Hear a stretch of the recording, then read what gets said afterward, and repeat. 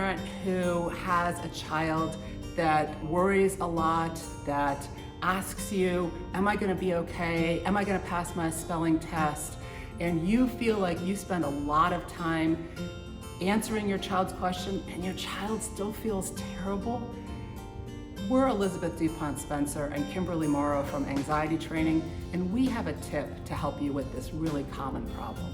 So parents often come to us talking about how their child is so anxious and has physical sensations and thoughts, and they're constantly asking the parent questions, and the parent tries to answer and the kid just continues to feel bad.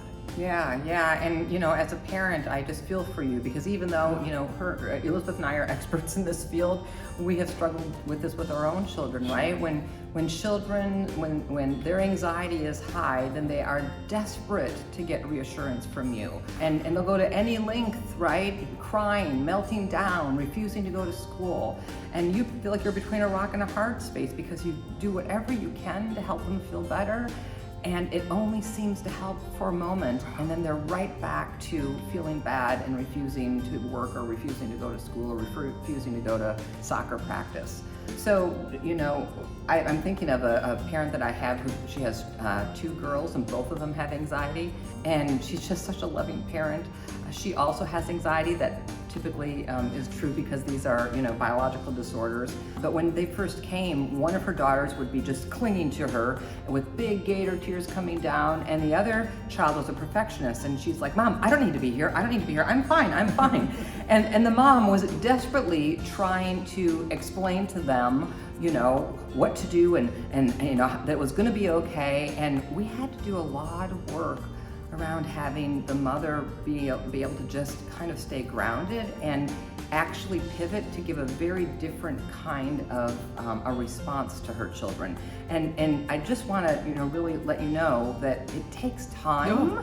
It takes time for their brains to hear what you're trying to coach them through and to respond differently. So the tip we're going to give you can be very helpful, but just remember that you're going to have to practice it a lot for everybody in your family to begin to shift.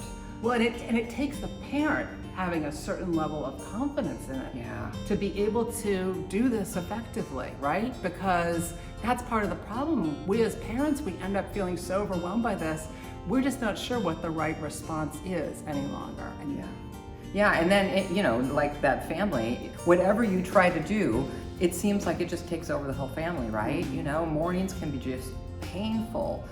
Sunday evenings, knowing that everyone has to go to school the next day, it really can affect the entire family. Oh, anxiety can just suck the life out of enjoyment of anything. Yeah.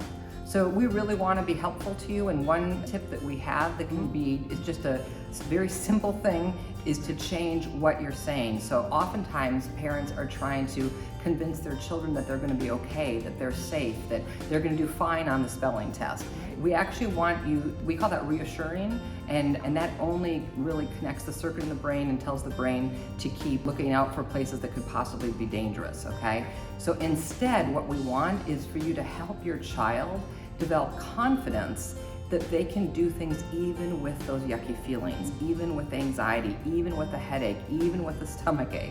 And so the statement that you're gonna shift to is, I can see that you're really having a hard time, or I know that you don't know what lunch time is gonna look like today, or I realize that you're worried about your spelling test today, but I am confident that you can do this even though you have anxiety, or even though you have worries. So it's the validation first. I can see that you're really struggling, and then it's a confidence statement. I'm confident that you can continue on with your day even though you're feeling anxious, okay? Now, eventually, feelings are temporary. All feelings pass on their own if we do nothing, okay? So even though they might be going to school crying and panicking, if they can just keep on with their day, those feelings will pass, and their brain will learn that although what they're doing might be uncomfortable, it isn't dangerous. Right, and that uncomfortable and not dangerous is so important. And I think as parents, we convey that to our children with words and also with our body language and our tone of voice. So saying it in a way that has that compassion, the way Kimberly has said it, you can hear the compassion and the understanding that the child is suffering. Absolutely, and we feel for that. But we also recognize that the child can do this thing and it's going to be better for them to go do it.